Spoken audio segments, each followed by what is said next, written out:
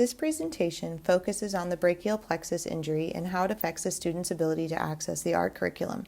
Through a case study format, it explores the challenges Chase faces on a daily basis and how educators can support students with physical disabilities. Chase is 12 years old and was in a severe car accident when he was 3, resulting in a brachial plexus avulsion injury and later post-traumatic stress disorder and anxiety. He has had several surgeries, nerve grafts, nerve transfers, and tendon and muscle transfers. The results are his right arm has only the ability to create a pinching motion. He has fully adapted to using his left hand as his dominant hand, but still struggles with most two-handed activities. He also deals with confidence issues and anxiety.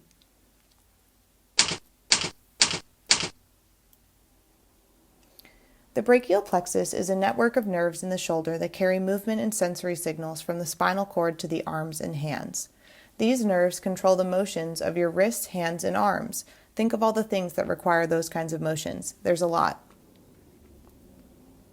Brachial plexus injuries cut off all or part of the communication between the spinal cord and the arm, wrist, and hand. The types of brachial plexus injuries vary in relation to the severity of the damage. If you want to get into the nitty-gritty of a brachial plexus injury, click the link in the description of this video.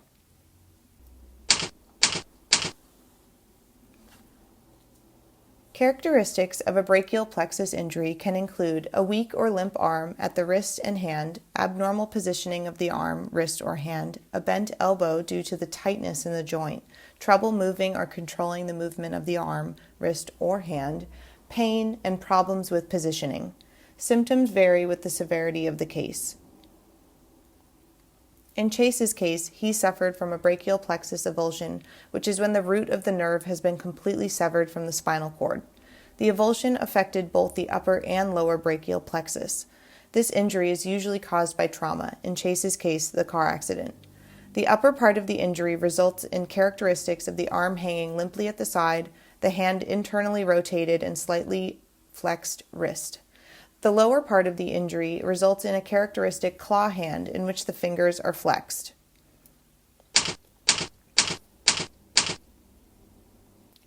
This injury affects Chase in school in many ways. Examples include gross motor skill barriers such as reaching for tools, lifting materials, as well as fine motor skill barriers like the ability to hold on to tools or perform two-handed activities independently. This can also lead to trauma and mental health issues such as anxiety and depression.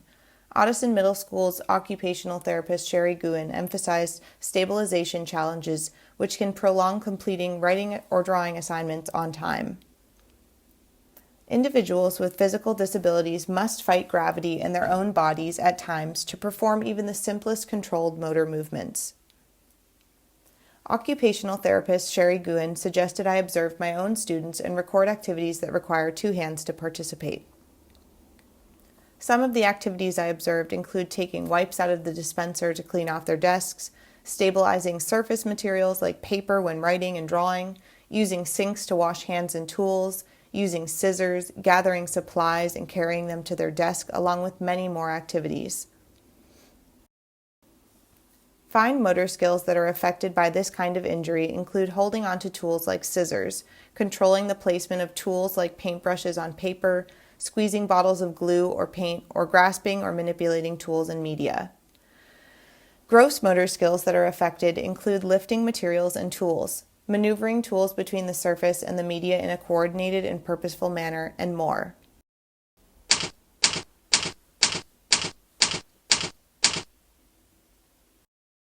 Special ed programs often emphasize the major health problems of the time period. For example, in the early 20th century, the focus was on infectious diseases such as tuberculosis and polio. Then in the mid-20th century, infectious diseases began to be eliminated through the use of vaccines and antibiotics, so the shift went to congenital conditions and chronic health problems such as cerebral palsy and spina bifida. Then in the late 20th century, increasing attention was given to traumatic brain injury, spinal cord injuries, and AIDS. Brachial plexus injuries may have begun to be focused on in education during the late 20th century as it is a spinal cord injury. Students with a brachial plexus injury are protected under the following: ESEA of 1965, Section 504, IDEA of 1990 and 2004, and under the ADA of 1990. Emphasis is now on overcoming attitudinal barriers among persons without disabilities in school and in the community. In today's classroom, art education is not always seen as important. Both special education and art education often deal with program cuts and loss in funding. In an ideal world, funding would be available for schools to employ art therapists and adaptive art specialists. Unfortunately, not many schools have either of these, which leads to the responsibility of providing full access to the art curriculum up to the art teacher. In a study by Guay in 1944, of the 212 art teachers surveyed, 70% felt unprepared or minimally prepared to teach students with disabilities. This is due to a lack of training requirements in teacher preparation programs. If the student has the mental capacity to learn the concepts, he should receive accommodations and should participate in alternative ways if necessary.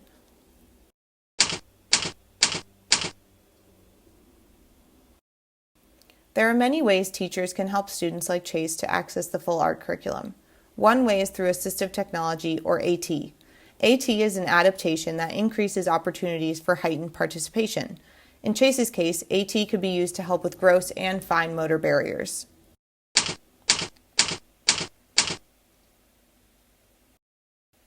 Inclusion is extremely important for students like Chase. Art provides ways to practice fine and gross motor skills, enhance opportunities to engage in multiple forms of mastery, and increase problem-solving skills. Art education is important to all students. It offers students the chance to communicate in visual ways to create powerful imagery and express themselves.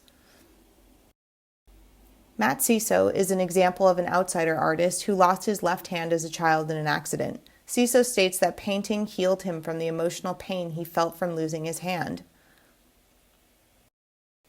Inclusion is imperative because it allows students with disabilities to harness their creative potential and gain confidence in their abilities.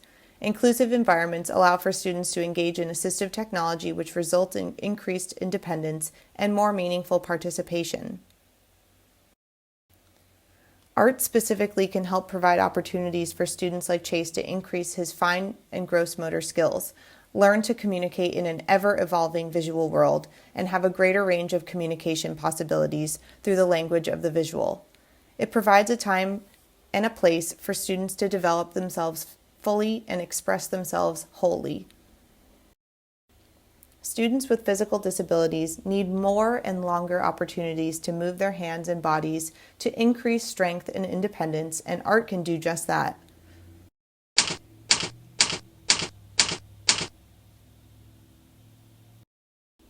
Assistive technology can be used in all classrooms and an adaptation to increase participation in the curriculum.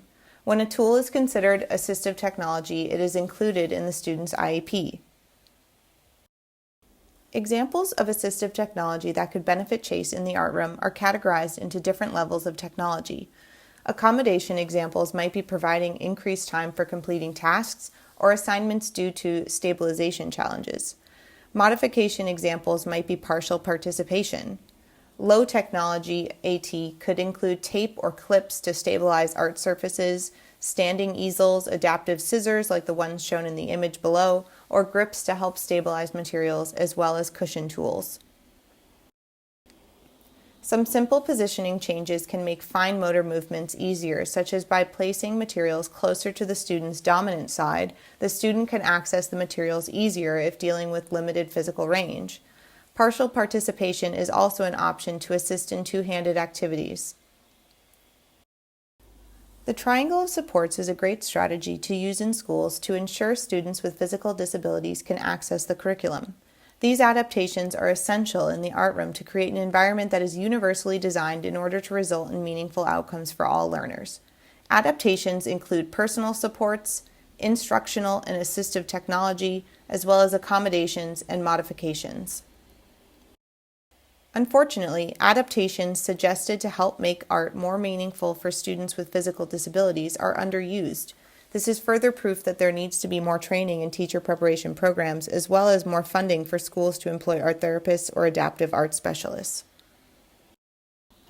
The role of the paraeducator with a student like Chase would be included under personal supports and would vary according to the demands of the activity. Personal supports like a paraeducator might be needed for certain activities such as with two-handed activities or carrying materials to the workspace, and more.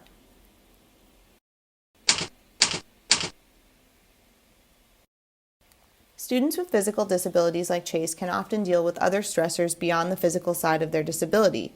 Chase was diagnosed with PTSD and anxiety after his accident. It is important to help students with physical disabilities to improve their self-concept, feeling of belonging to the school, and success at school. Students with physical disabilities are often treated differently, which can lead to feelings of loneliness or alienation. It is important to promote inclusionary practices for all students to allow them to see their similarities, their talents and abilities, and to accept and celebrate what makes us all unique.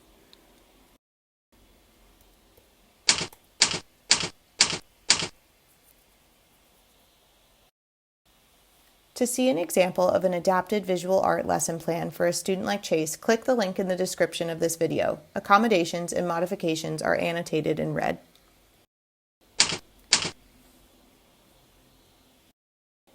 Denying a support system to students with physical disabilities negatively impacts their experience. Teachers must provide an inclusionary environment that uses the triangle of supports to help students with physical disabilities to successfully access the curriculum. Teachers must collaborate closely with special education teachers as well as paraeducators and occupational therapists to understand individual student needs. Teachers must advocate for art education for all students.